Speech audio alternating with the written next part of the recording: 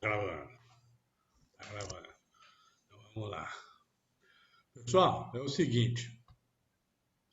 Deixa eu me achar aqui, peraí. Isso, deixa eu mudar de lado aqui que vai ficar melhor.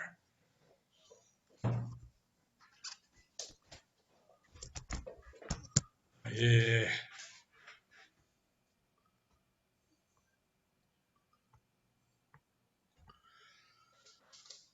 da DTM, pessoal, é o seguinte. Eu preparei uma palestra, né, que eu dei na PCD de Guará. Conversei com o pessoal do estágio outro dia em cima dela. Cheguei a falar com vocês também, né? Na realidade, é bem conceitual, né? Então, o que que acontece?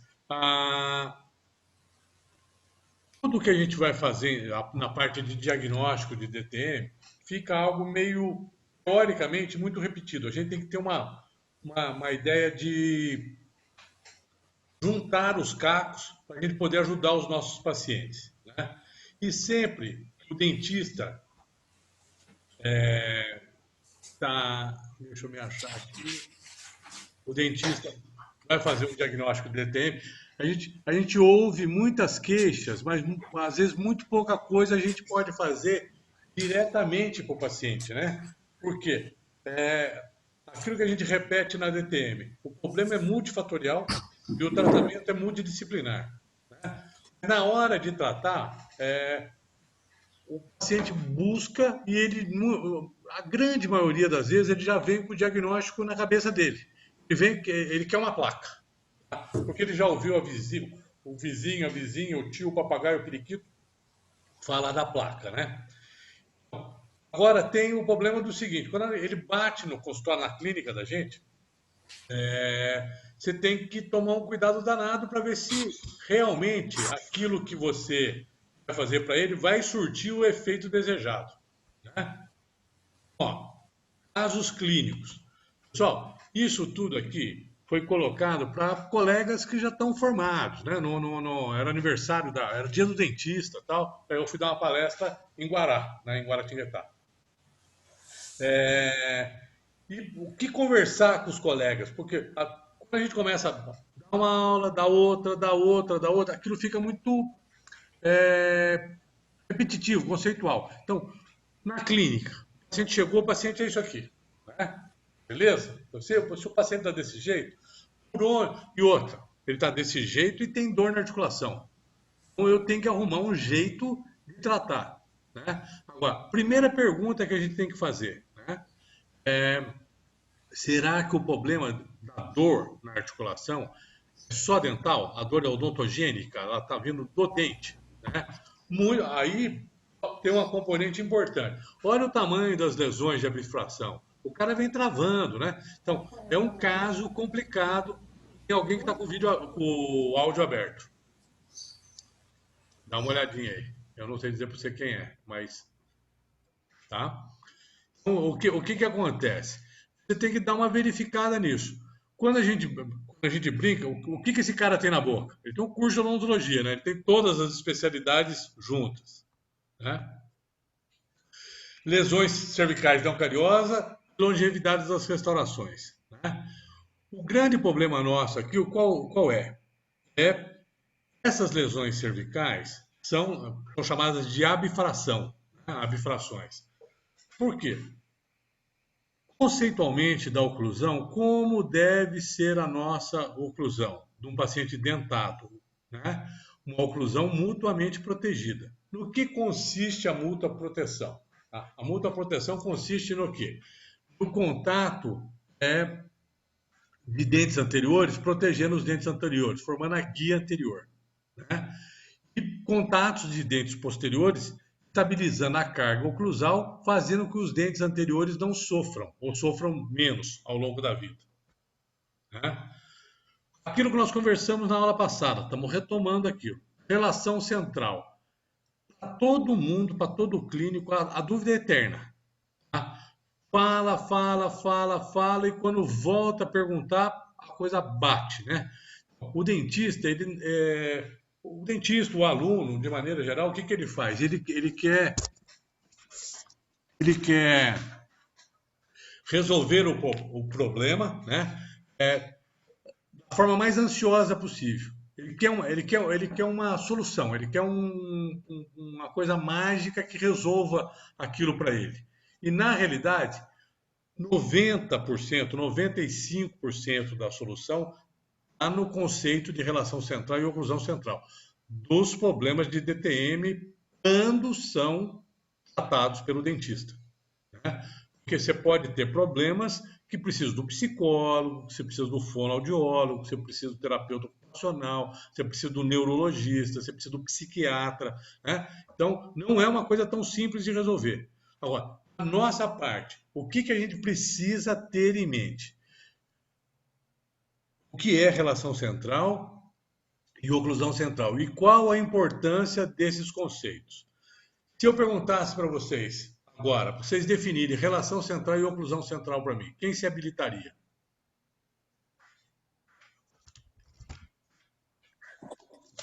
Relação central é de onde parte a origem dos movimentos mandibulares.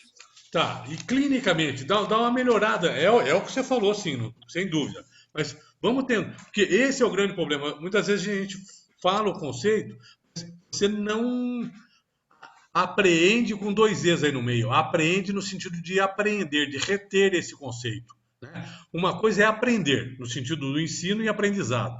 E outra coisa é apreender, né? Apreender é você entender aquilo, guardar aquilo para você, né? Quando você fala isso, que é o início de todo o movimento mandibular, o que que você está falando em última análise? Certa a sua resposta, Thales, tá? Mas o que que você está falando? Vamos dar uma melhorada nisso, para todo mundo. Outros colegas podem participar também. O A que relação central é a posição ortopédica do côndilo? Posição ortopédica de equilíbrio do côndilo. Então, quando eu falo de relação central, eu estou falando de articulação temporomandibular. Tá? Estou focando toda a odontologia na região das articulações temporomandibular, direita e esquerda. E quando eu falo de oclusão central, estou falando de posicionamento dentário, arco de fechamento. Na aula passada nós falamos de contatos de parada cêntrica, contato de equilíbrio, né? O stopper, o equalizer no sentido antero-posterior, e falamos dos contatos ABC no sentido vestíbulo-lingual. Como é que eu equilibro isso? Então, quando eu estou mexendo em dente, eu estou falando de oclusão central, máxima intercuspidação dentária. E quando eu falo de relação central, eu estou falando da posição do côndilo. Só que as coisas não vivem separadas, elas vivem junto e misturado, né? Então, uma dada posição de máxima intercuspidação, eu tenho que ter o côndilo estabilizado dentro da fossa articular. Agora, a aula passada também nós conversamos o quê? Que 95% da população não tem coincidência entre RC e OC, né? Eu tenho liberdade de cêntrica no sentido antero-posterior e no sentido látero-lateral, né? Que eu vou chamar de cêntrica longa no sentido antero-posterior e de cêntrica larga no sentido látero-lateral, né? Bom, vamos lá. Problema de abertura e fechamento. Mostrei isso semana passada também, para a gente recordando, né? Para vocês verem que a gente usa, né, o mesmo material várias vezes. Vocês lembram desse caso?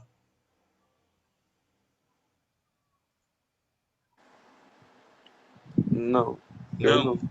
Então, vamos lá. Esse caso é de um rapaz de 18 anos de idade, o pai é dentista, colega nosso, e o menino estava estressado, fazendo vestibular para medicina. E começou a ranger os dentes, e começou a ter desgaste dos dentes. Aí o pai virou para mim e falou: Biba, dá para você dar uma examinada no meu filho? Lógico que dá, né?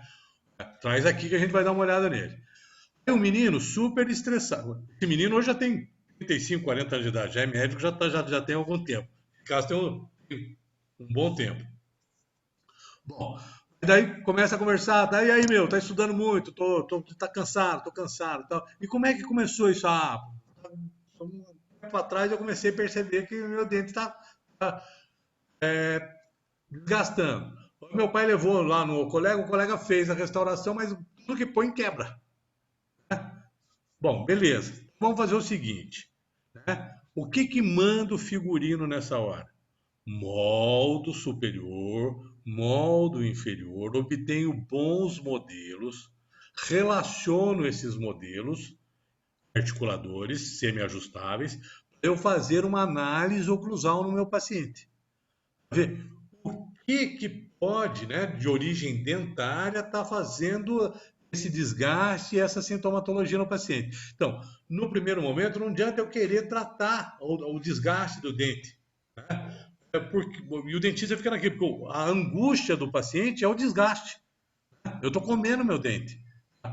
Tudo bem, mas para tratar isso, você tem que fazer o diagnóstico disso. O que está levando a isso? Bom, montamos o caso em articulador, está montado aqui. E qual não é a nossa surpresa? Esse paciente tem RC coincidente com AC. Ele tem RZ coincidente com AC, toda vez que ele aperta os dentes, o côndilo está alojado na fossa articular, na melhor posição possível para receber essa carga. Por que está acontecendo isso? Aonde não era para acontecer, está acontecendo.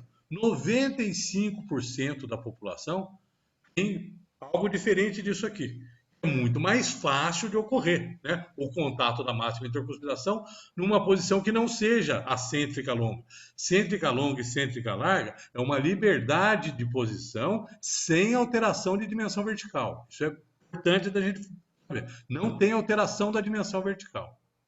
Bom, mas aqui ele tem RC coincidente com AC. Então, toda vez que ele tiver com a boca fechada e apertar, o côndilo está na melhor posição para receber essa carga. Entretanto, ele está com a sintomatologia presente. Beleza.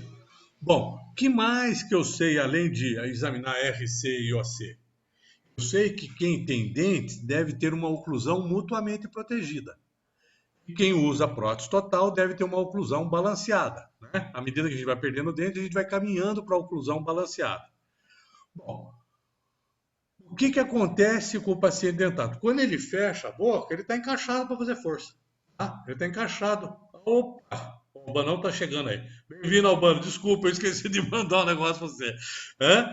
Fiquei inebriado com a cervejinha no final de semana. Não mandei o link para o Albano. Desculpa, Albanão. Ah, sem estresse. Acabei de chegar da Univap, né? Opa! Tá? Bom, nesse caso, o que acontece? O côndilo está alojado, o côndilo está alojadinho e pode receber a carga, RC coincidente com AC. Só que além de receber carga no sentido de apertamento dentário, eu posso deslizar minha mandíbula em movimentos de protusivo e movimento da lateralidade. Bom, feito isso, montado em articulador, eu comecei a fazer o movimento de protusiva, né? Vamos lá, ó, no articulador. Quando eu vou fazer uma protusão, o que eu esperaria acontecer? A incisal dos incisivos inferiores, toco a palatina dos incisivos superiores e há uma abertura na região posterior, né? Uma desoclusão. Guia anterior, desoclusão dos posteriores, com espaço de Christensen presente. Só que, nesse caso, quando eu faço isso, ó, eu faço a protusão e, na realidade, o molar, o terceiro molar, o primeiro, o segundo, o terceiro molar inferior, toca o molar superior e forma uma gangorra aqui. Ao invés de eu fazer a guia na região anterior, eu estou fazendo guia em molar. Quando eu faço guia em molar, eu não faço guia, eu faço uma gangorra. Tem duas extremidades livres, o côndilo de um lado e o anterior na frente. O contato aqui no meio. Quando eu estou tocando aqui, ó, e toca na região anterior, e toca aqui, a mandíbula fica estável no lugar. Né? Agora, tocou no meio, ela vai bascular em cima disso. Né? Ela vai bascular. Então, toda vez que eu toco aqui, a musculatura puxa isso para cima, né? A musculatura puxa isso aqui para cima, tá? O que acontece? Ela roda nesse ponto aqui e os dentes vão bater aqui na frente, ó. Isso aqui era o que era para acontecer. Mas só acontece depois da mandíbula rotacionada, né? Ela dá aquele giro e vai resvalar o dente na região anterior.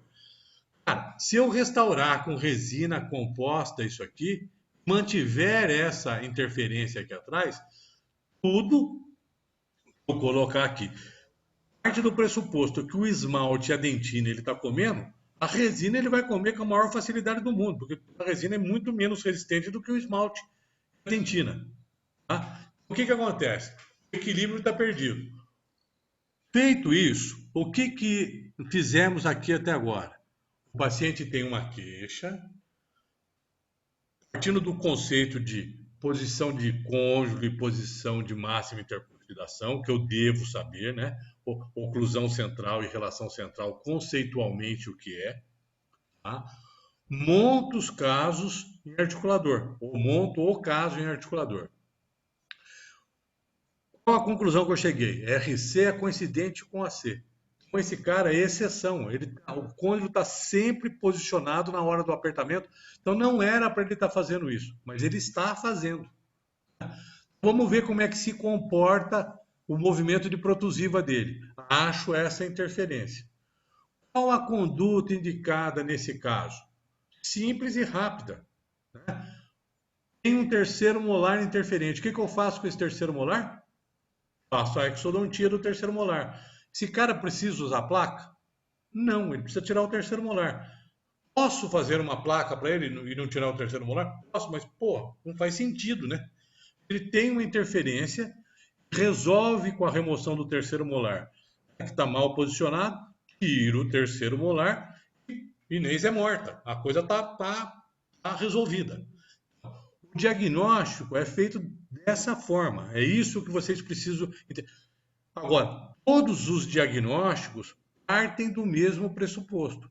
Mas a conduta clínica que nós vamos adotar pode não ser uma coisa tão linear e tão simples dessa forma. Legal? Vamos lá, ó. Pessoal, se quiser, quinta-feira vocês vão ter uma aula muito parecida com essa com o Paulo Seradaia. Tá? Bom, olha lá. Diastemas anteriores. É outra queixa cruel de pacientes. A queixa é cruel. Ó, tudo alinhadinho, tudo bonitinho, de repente um diastema enorme aqui, ó. Um diastema enorme aqui. Isso está abrindo. O equilíbrio dos contatos oclusais está rompido. Aquilo que nós falamos na aula passada, dos contatos parada incêntrica, né, stopper, equalizer, está tendo uma componente anterior de força. Tanto que o central e o lateral estão indo para frente, eles estão migrando, eles estão fugindo daquele trauma. E quando eles fogem daquele trauma, é como se a mão tivesse fechada aqui assim, ó. Os dentes estão presos no tecido ósseo em cima. Quando eu vou abrindo, eles vão abrindo o diastema, ó. Eles fazem isso aqui. A gente chama isso de abertura em leque, o posicionamento da minha mão aqui, ó. Tá? Mantém o ápice e o dente escorrega para frente. O vão entre eles vai aumentando. Abertura em leque. Em leque. Bom, só que, né, nessa hora, o que acontece? O paciente vem e reclama desse vãozão aqui, ó. Eu não tinha isso e agora tem. Isso pode vir acompanhado de sintomatologia dolorosa ou não. Né? Eu não tinha. O que o dentista menos avisado ou mais afoito vai fazer? Pô, vou fazer a dentística me ensinou, eu faço um sobrecontorno de resina aqui, opa, volta aqui. Um sobrecontorno de resina aqui e um sobrecontorno de resina aqui. Só que você não resolveu o problema. A interferência continua existindo,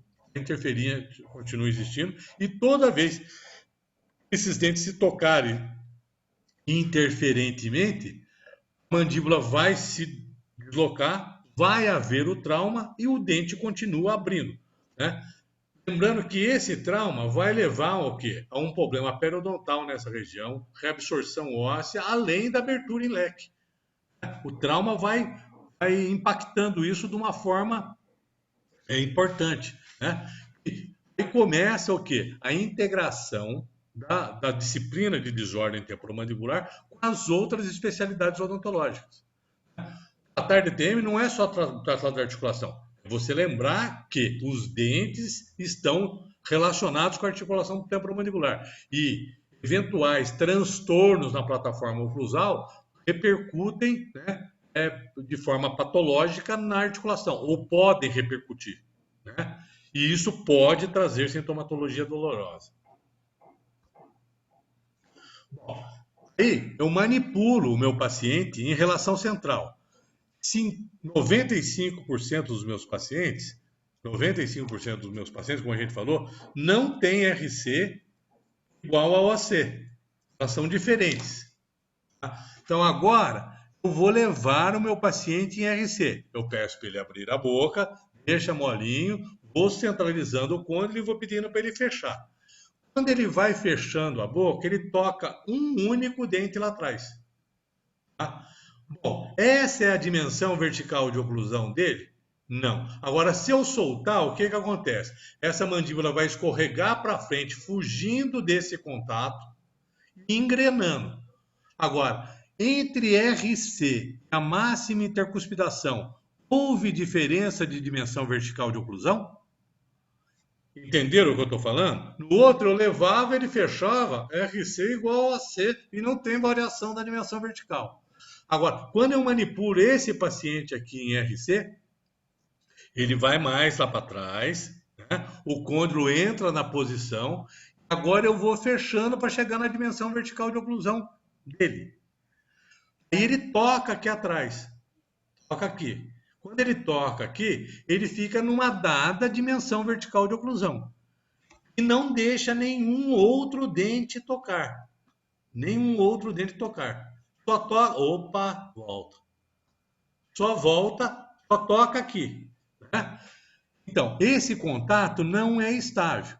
E dele, a máxima intercuspiração, a mandíbula lá atrás, ele vai dar uma corridinha para frente, escapando daquilo, e engrena aqui na frente.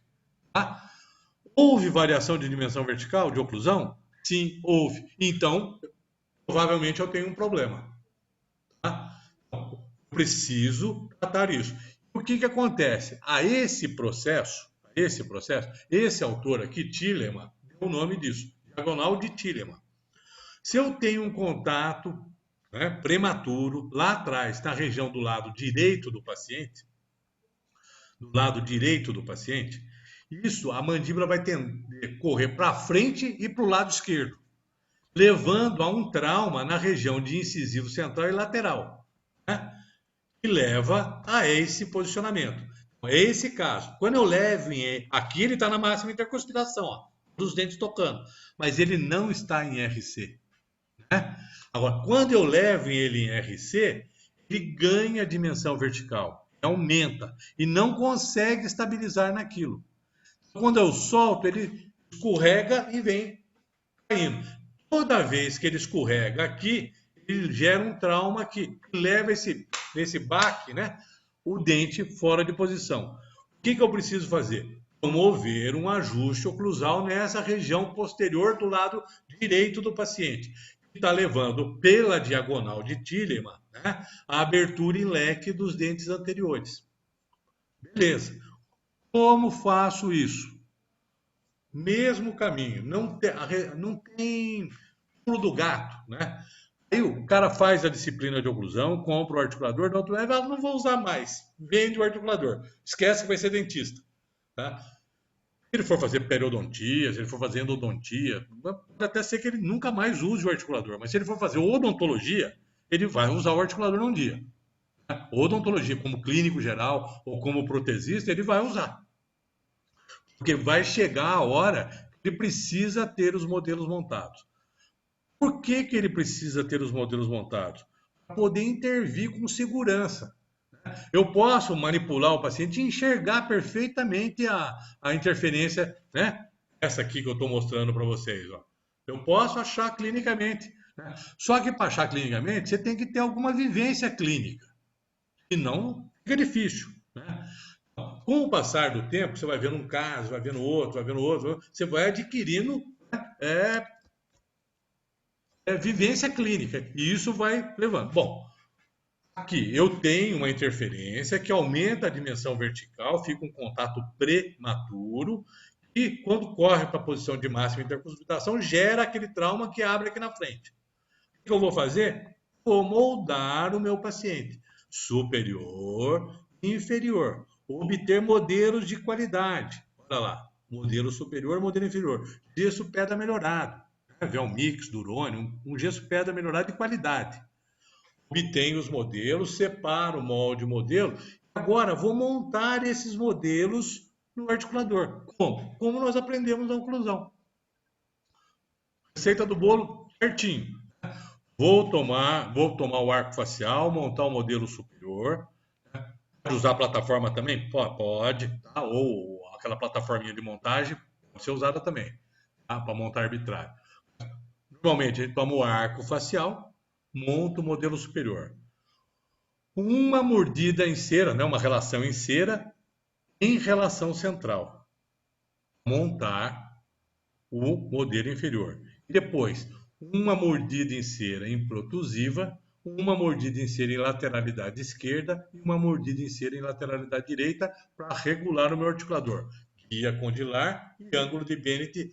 Quando eu faço para a esquerda, eu regulo o Bennett do lado direito. Quando eu faço para a direita, eu regulo o Bennett do lado esquerdo. Aquele jeito que nós estudamos na oclusão. Mas é a mesma coisa? É a mesma coisa. O assunto é exatamente o mesmo. Agora, o foco é diferente. Uma coisa você aprende na oclusão, você aprende estaticamente. No tratamento da desordem temporomandibular, você vai ter que tratar aquele conceito. Você tem que olhar para aquilo, tem que saber o conceito e tem que falar, pô, é isso que está acontecendo. E clinicamente brota, né? Você fala, bom, então vamos lá. Se eu tenho isso, como eu resolvo não ter isso da melhor maneira possível e devolver, né, o equilíbrio perdido para o meu paciente? Monto os modelos superiores e inferiores no articulador. Né? Olha lá, montadinho, beleza? Agora vou exercitar o modelo. Vou pegar uma fitinha de carbono, vou marcar a interferência. Né? Ó, tudo montado, modelo lá, em relação central. Né? Olha lá, isso está na boca. Isso está na boca. É assim que está. No articulador, opa, né? No articulador vai estar assim. Se eu bater o carbono, achar o contato prematuro aqui, né, no modelo, eu olho no modelo e quando eu repetir aquele movimento na boca, eu sei aonde eu vou olhar. O grande problema de você bater aquilo na boca, se você já levou uma pinça com carbono na boca do paciente e fala, fecha, fecha, fica naquela, pô, pegou aqui, pegou ali, você fica perdido. Se você tiver o articulador, tudo fica mais fácil. Você reproduz isso no articulador. Uma vez reproduzido, você fala, não, o contato prematuro está na cúspide disto vestibular do primeiro molar superior, por exemplo. Então, para que você vai bater o carbono, você vai procurar o contato que está na cúspide disto vestibular do molar superior. Você já vai ao encontro dele. Você sabe para onde está indo. Né? Qual a diferença de fazer uma navegação às cegas e uma navegação planejada? Bom, eu sei para onde eu estou indo, eu vou com muito mais conforto para o lugar que eu estou querendo ir. Aqui é a mesma coisa. Se eu sei o que está interferindo, eu vou achar a interferência clínica lá no paciente. Olha lá. Então, agora eu vou fazer ajustes oclusais aí. Como? Desgaste seletivo. Ajuste oclusal pode ser feito de Professor, vários. Pois não. tem profissional que ele vai achar interferência só no articulador, né? Clinicamente ele não consegue. Acontece isso? Pode acontecer, pode acontecer. É o que eu estou falando para você. Clinicamente, é muito mais difícil de achar. O articulador serve como um facilitador. Se eu achar no articulador, e o articulador estiver bem montado, o articulador tem que estar montado corretamente, senão eu começo a achar falsos positivos também. Aquilo tudo, aquele critério das aulas de oclusão, obter bons modelos, usar alginato de qualidade, proporção água-pó no alginato, proporção água-pó no gesso, né, na montagem do articulador. Isso tem que estar feito de forma correta. Biba, Oi, pois não, mano. se eu só dar fazer um parênteses nesse comentário da Érica aí, é Certo. que não sei se foi a pergunta dela, foi especificamente disso, né? Tem profissionais que só vão encontrar a interferência no articulador. Só que tem vamos dizer assim, um inconsciente coletivo de alguns profissionais também alegarem que o melhor articulador é a boca, por isso que eu não Perfeito. monto nem articulador, eu vejo tudo na boca. Só que vocês já viram que sistema mastigatório tem sistema neuromuscular, sistema nervoso central controlando. No articulador não tem lábio, língua e bochecha. Então, quem às vezes justifica que não usa o articulador porque vê tudo na boca, a justificativa não está muito pautada na evidência científica. Tá? Com certeza, com É certeza. porque Não vai dar um diagnóstico assertivo para o paciente. Não, né? Então, Perfeito. aquele que, por exemplo, aquele que precisa do articulador para identificar uma interferência, ele não é bom clinicamente. Não tem nada a ver uma conversa com a outra. É muito melhor. É muito melhor. Aquele cara Porque, que precisa do articulador. Tá vendo, não tem lábio, não tem língua, não bochecha, não tem cabelo atrapalhando, não tem orelha, não tem o paciente se incomodando, não tem sistema nervoso. Temperatura ambiente mesmo, né? Calor, esses dias de calor. Pô, Você faz não onde tem você jeito. quiser, na praia, em tudo quanto é canto, né? Entendeu? Então, não, às vezes, essa colocação de... tem gente que não consegue ver na boca, não, porque às vezes na boca não dá para ver. Isso. Pessoal, é o seguinte, normalmente, o colega que fala que não precisa, porque ele não sabe usar. Se você não sabe, o jeito mais fácil de você desqualificar quem usa é desdenhar. Quem desdenha quer comprar. Então, se você desdenha, porra, tem um recurso, está descrito na literatura, ajuda sobremaneira, tá aí. Ué. Agora, ajudar, ele está bem montado. Para estar bem montado, você tem que entender como é que ele funciona e tem que saber montar. Exige tempo, exige desprendimento, você vai ter que moldar o paciente, né? E tem que saber moldar também, né? Porque moldar não é enfiar a moldeira alcoginato na boca do paciente, copiar tudo aquilo, né? Tem que individualizar a moldeira, tem que manipular o alginato na proporção correta, tem que comprar um alginato de qualidade. É tudo somatório. O bom profissional vai usar tudo isso sabendo do que está usando. Então, conceitualmente, esse cara é bom. Ele sabe o que ele está fazendo. E digo mais, ter habilidade manual é bom para o dentista? É bom para o dentista. Mas não é uma condição sine qua non. Tem muita gente muito habilidosa fazendo bobagem. Agora, o cara que tem pouca habilidade e tem raciocínio para fazer e sabe o que está fazendo, erra menos com menos habilidade do que o cara muito hábil. Excesso de confiança, eu sou muito hábil, eu sei fazer. Gera erros. Para o cirurgião, para o médico, para todo mundo. Soberba, né? Então, não pode misturar as coisas. Se tem isso, agora, para fazer isso, eu tenho que saber. E quem sabe, faz ao vivo, sabe fazer. Agora, quem não sabe, ridiculariza aquilo. Imagina, medidor de alginato em consultório, o cara fala, pô, você faz alginato a vida inteira e não consegue medir isso aí ainda? Não. Há 40 anos que eu faço e não consigo. E não tenho vergonha nenhuma de falar isso. Graças a Deus a engenharia fez 2 potinhos, medida, e usando vai estar bem proporcionado. Acho muito menos inteligente o cara que acha que sabe e vai fazer. Pô. Agora, isso é cultural também, né? Tá? Aqui, ó, montou. E quando a gente vai dar isso nos cursos na PCD, né, que é o caso, isso aqui é uma palestra que eu dei na PCD de Guará. Cara, choca que a grande maioria do pessoal que vai numa palestra de aniversário, do dia do dentista, do aniversário da PCD e tal, são clínicos gerais, eles não são especialistas na área. Eles mexem com isso, mas daquela forma. E muitas das coisas que aprenderam na graduação, os caras vão descartando. Então, quando você chama o cara a razão para isso, isso foi dado na PCD. Tá? Então, é o assunto corriqueiro, que você fala para o clínico mesmo. Então, o que a gente está conversando com vocês é clinicamente o que a gente faz. Tá? Pessoal, se cair o link, nós vamos voltar no mesmo link, tá? Daqui a pouquinho ele...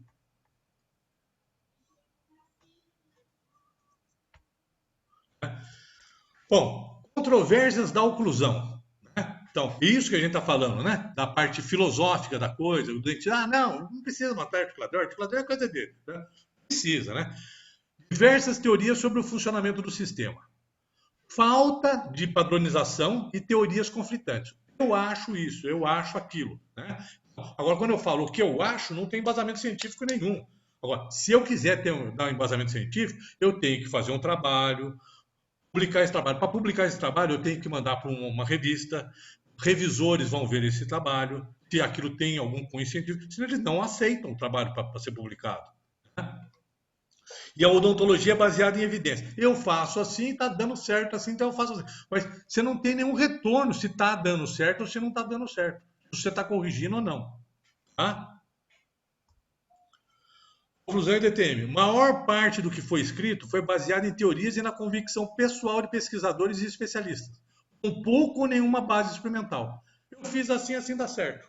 Tá? E vai começa a repetir aquilo ad eterno. E se não deu certo também, você tem outro problema. É muito fácil. Quando eu sei e deu certo, deu certo. Agora, quando deu errado, não fui eu que fiz errado, você que tem outro problema. Eu falo para o paciente. Né? Isso não é honesto. Desgaste seletivo no tratamento das desordens mostram resultados similares ao do não tratamento. Olha aqui. Né? Quando você tem um contato nocivo que está pegando, você faz o ajuste oclusal, o resultado vem. Agora, muitas vezes o cara faz um monte de ajuste, desgaste esmalte, desgaste dentina, corta dentro do paciente, o cara continua com a mesma sintomatologia, porque não era aquilo que estava gerando. O caso primeiro que eu mostrei lá para você, se eu fosse fazer ajuste oclusal naquele paciente, eu ia fazer ajuste oclusal a vida inteira. O ajuste oclusal é a remoção do terceiro molar. Acabou. Não tem conversa. Porque eu vou passar, tiro 2 milímetros. O dente vai extruir e vai voltar aquele contato. Aí 2 meses ele volta de novo. Com isso ele está comendo o dente debaixo dele. Ou não. Agora, como é que eu tenho certeza de que aquele... Você acha que quando eu apresentei o modelo montado no articulador para o pai desse cara, que era colega nosso, ele teve alguma dúvida que o filho precisava tirar o terceiro molar? Não. Qualquer aluno de segundo ano que você mostra aquilo para o cara, fala, tira o terceiro molar. Tá? Agora, até então, se alguém fala, tira o terceiro molar. Ué, tira o terceiro molar por quê? Por causa disso aqui, ó. Tá aqui, tá aqui. Então você tem base clínica, base científica para falar o que você está falando. Tá? Então é muito mais palpável isso, né? Bom, aí esse professor aqui, o Curtin, é um ortodontista. O Curtin é ortodontista. Nós trabalhamos juntos na faculdade Objetivo, né? Eu, ele, o Vicente. Ele dava aula de orto, a gente dava aula de prótese. O que ele diz? Ó, é essencial para a odontologia obter e manter relações oclusais normais e em equilíbrio funcional e estético com as estruturas faciais. Muito bom isso. Muito bom. É desejável, é o que eu quero.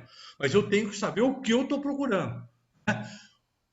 Uma cêntrica longa, uma cêntrica larga, RC coincidente com AC, eventualmente, sem interferências nas trajetórias, nos movimentos discursivos, é isso que eu quero. Então, quando eu faço ortodontia, é isso que eu quero. Quando eu faço habilitações com dentística, com prótese, é isso que eu quero. Né? E eu tenho que executar isso e ter certeza de que o sistema está sendo reabilitado dentro daquela condição recíproca dele, né? A condição melhor para ele. Esquemas oclusais. Oclusão mutuamente protegida no paciente dentado, oclusão balanceada nos pacientes que usam prótese total, ou que caminham para isso, né? Eu posso usar 2 próteses parciais removíveis extensas, eu tenho dente ainda e já tenho uma oclusão balanceada. Na medida que eu vou me afastando do paciente dentado, eu vou introduzindo a oclusão balanceada nesse paciente.